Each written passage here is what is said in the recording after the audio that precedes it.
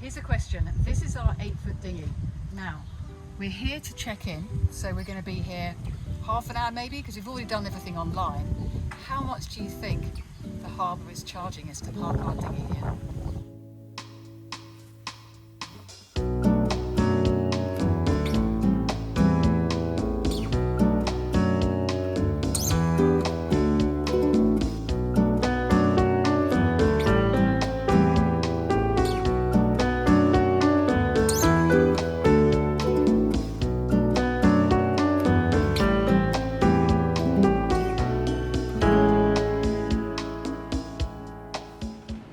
Hello and welcome to a very windy and slightly rolly Bahamas. I'm actually in exactly the same bay as we pulled into last week. I'm on my own, as you can see.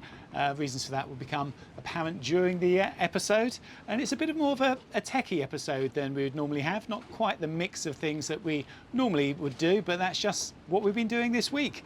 There's also, fair warning, quite a bit of whinging about cost. What did you think it would cost to put that dinghy on the dock? It's coming up in a minute. I hope you like the film. Coming up, renovating 25-year-old hydraulics. We have our bow thruster and windlass back. Some boat chores are actually fun, especially in the Bahamas. And remember this? 3 years ago, we followed new cruisers Heidi and Franny boat shopping in Annapolis. They're now in our anchorage. So how is cruising life going? Last week, we sailed into the Bahamas and the clearest water we have ever seen. Sadly though, before we can properly explore, there's chores to be done. The first of which is checking in. We were told this can be done in Lyford Marina, just around the headland. We were warned though that marinas can be expensive, so we thought we'd save our dollars by anchoring outside and going in by dinghy. You may have gathered from the intro, this did not save us. Here's a question. This is our 8-foot dinghy. Now, we're here to check in, so we're going to be here half an hour maybe, because we've already done everything online. How much do you think the harbour is charging us to park our dinghy here? In 9 years cruising, we've only come across charging at the dinghy dock once before. It was in Panama, and the charge was $2 a day, and it was optional with an honesty box. Here, it certainly wasn't optional, and was, well, a lot more. Good thing we have a tiny dinghy, they charge by the foot.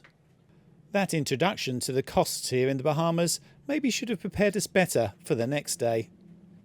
We got a cab to go and pick up our hydraulic hoses. Now Nassau is a fair distance away, and we did have to search for the shop. We also made a quick pit stop for groceries on the way back. But having come from Cuba, where a whole day in a cab would cost you about $40, this bill was certainly a surprise. But hey, the good news is we got what we wanted.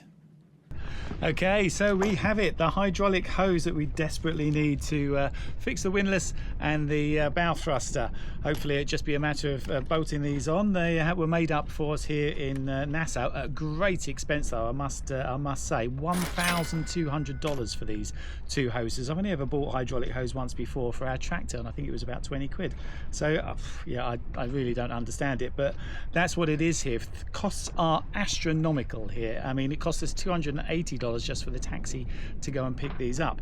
So actually Judy has gone back to the UK now, so we can deal with getting all the other bits and pieces we've done, hopefully at a slightly better cost than this. She can bring back a suitcase full of stuff. I mean frankly it's an excuse because it's Easter and she wants to go back and play with the grandchildren, so all good. And it gives me some time to get things done here, try and trace that gas leak. We've still got the gas bottle on the deck there. I want to get rid of that and put it back in the locker, so that's something I can do along with the list of other jobs. But for today it's taking everything out of here. Again, it is full of stuff, and trying to get these hoses fitted.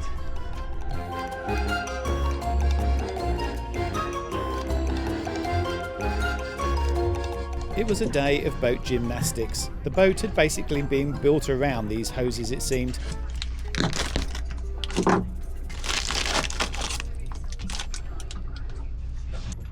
So nothing was easy. But good news, everything fitted. Okay, well I'd like to say so far so good. I mean those two pipes have gone on reasonably well. They're the right length, so that's always good. It's always a worry. You measure it 4 times, but there was a worry. And I am just now making the chafe protection that I want for this. I'll show you how I'm fitting that. I'm just basically cutting a spiral out of this tube so I can just wrap it around it, and then I'll just cable tie it in there. But I've actually looked at another 2 over here that are really difficult to get to.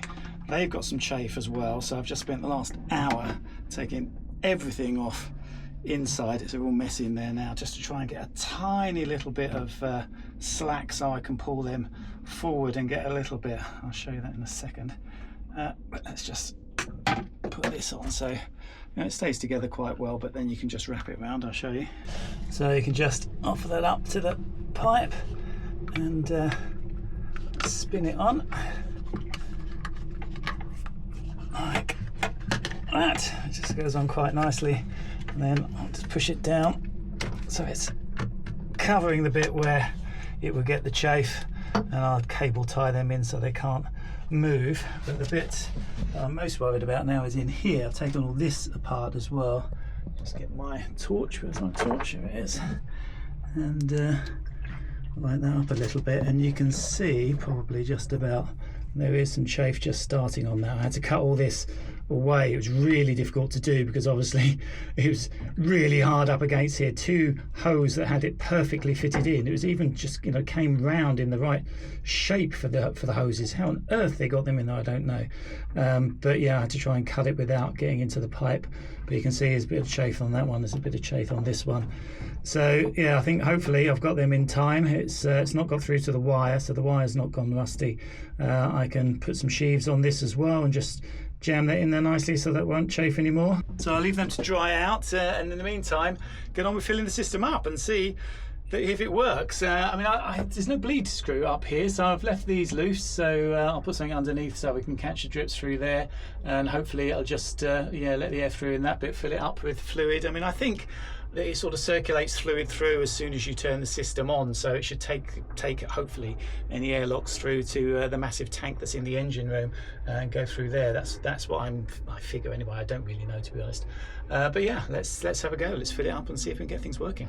So I've got industrial amounts of hydraulic fluid ready. Unfortunately, my pump, this is the pump that I normally use, doesn't seem to be working. It's not drawing it up, and I've got to get it into here, the header tank. It's up the top there. It's quite difficult to get to. So yeah, I'm just going to have to decant it. I've stolen a thing from the kitchen. I don't think we ever used this bowl, so that'll be good. I can just pour it into there and then try and get it into there without making too much of a mess, hopefully. It's quite a lot to go in. It's about sort of down here at the moment. I think the level it needs to be about 3/4 full, and obviously it's got to fill up all those pipes and everywhere else that it's come out of.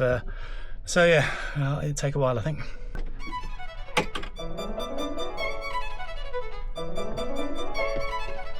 So 5 gallons, 1 bowl at a time. Not ideal with the roll, but I got there eventually. Okay, well, that should be enough. Try the dipstick.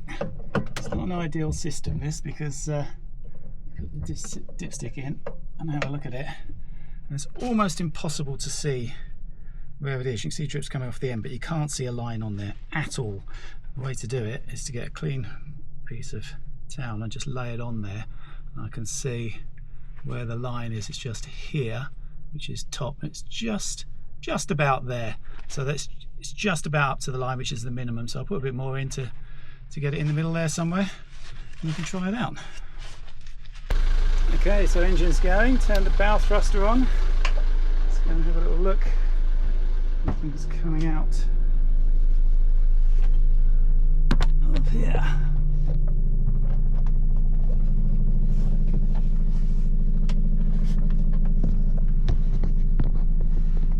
Okay, we are getting some out of these. I've loosened everything up, and if I actuate this, you can see we get some through straight away. So no air in that line. We can tighten this one up. This one is for the windlass, but it's the bow thruster, the big one at the back, that's the little one. So let's get this tightened and then try that one.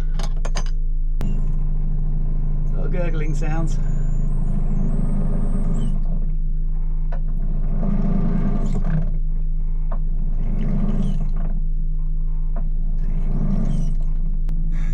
odd pulsating noise going on. And then another noise. That's the low fluid level alert. 5 gallons wasn't enough. Going to need another trip to the store. Okay, well, I've had enough of the boat jobs for now. Seems a bit of a shame to be sat in the Bahamas, all this fantastic water, without sort of getting in it and doing stuff. So I've got the Nomad out. I'm going to do a little bit of scraping of the hull because it's getting a little bit of growth just sat here. It's pretty soft stuff, so I think my good scraper should do a pretty good job at it. So let's go down and see how quickly I can get it cleared. I can normally make pretty short work of it with the Blue 3.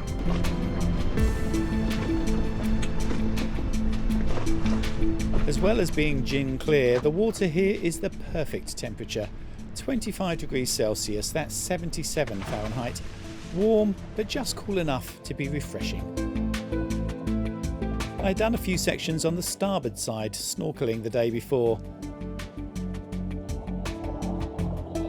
But using the hooker will allow me to get everything off pretty quickly.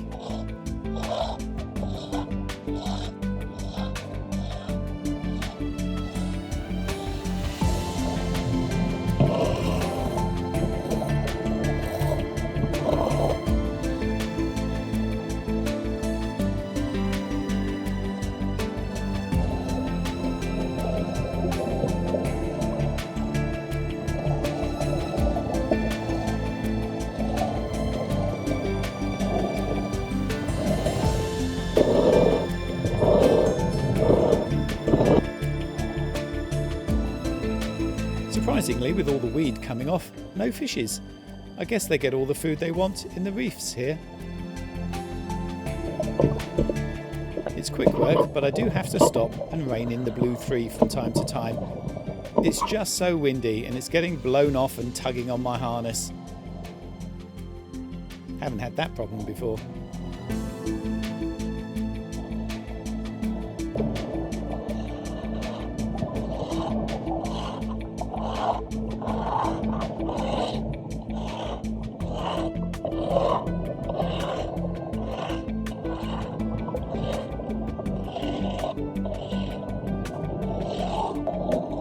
No scraping needed on the bottom of the keel. The sandbar we got stuck on has literally taken everything off. I'll have to add some barrier layers when we next haul, but it is the beauty of these sorts of boats that a grounding like that is no real concern.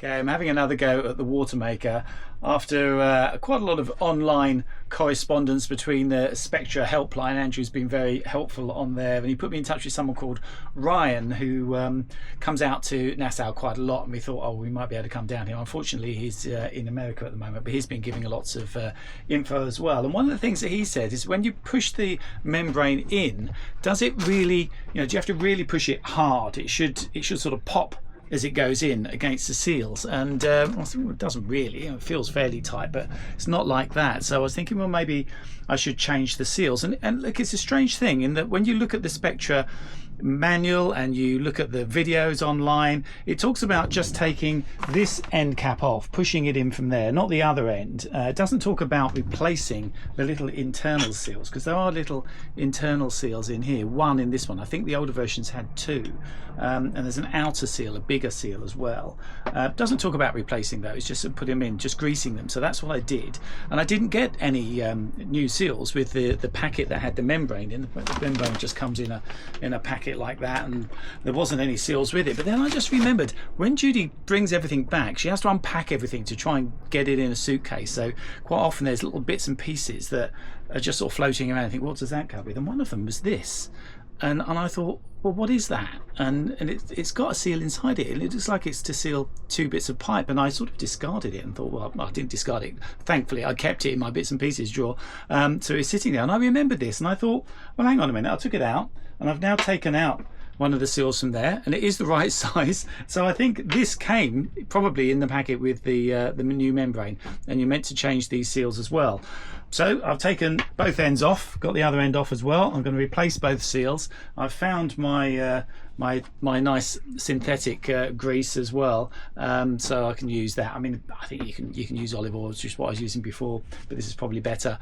And I'm hoping when I put those on, it will seal that much better, because Ryan says it only takes a little bit. It's a lot of pressure there. It takes a little bit and you'll get a lot of salt water through, and that could be it. So fingers crossed that it's as simple as that. So careful with the new seals, and I'm getting pretty used to taking the membrane in and out these days, so it's a quick job.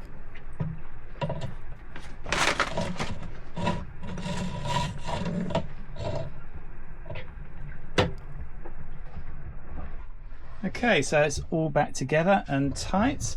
Moment of truth, I suppose. I mean, to be honest, it didn't really make a lot of difference when I pushed it in. It's fairly firm, but it's not a real pop. I mean, you don't have to bash it in or anything. It just sort of pops in. But yeah, let's turn it on and hope.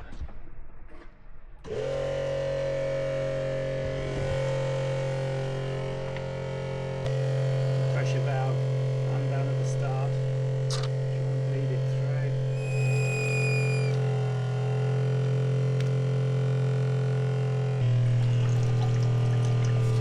Well, I'd hoped, but that's as salty as hell. Didn't work, wasn't the seals, it would have been too easy, I suppose. I think I might just take this out though and put the old membrane back in and just see. That old membrane never was as salty as this one, so I don't know, maybe it was a duff membrane that I've got. Quick change to the old one, no difference.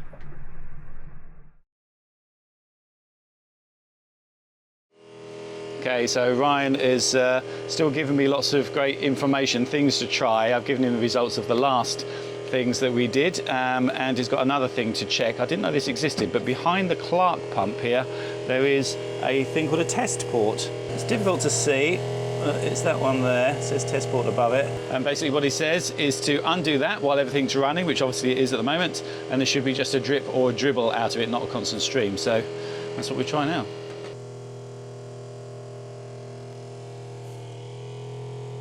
And there we go, just a little drip every few seconds, so no problem there. Ryan's other suggestion was swapping the brine seal on the new membrane for the old. So let's get this on the right way round, which is that way. It seems a bit loose to me.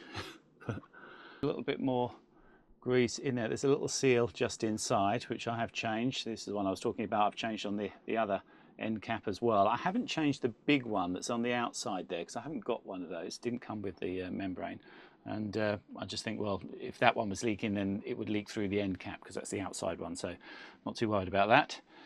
So yeah, let's put this back on and hope. Sadly, it's proper Groundhog Day and no difference. Back to the drawing board. Meanwhile, it's with some relief that next day old friends Heidi and Franny sail in, an excuse for a day off boat jobs. You may remember we first interviewed them 3 years ago at the Annapolis Boat Show when they were boat shopping. So we started by watching a lot of YouTube channels. Similar to a lot of boat buyers these days, they had limited experience of sailing, but they knew what they wanted, a catamaran, and they looked at many. They finally settled on this Fontaine Pajot Sayona and named it Ingenuity.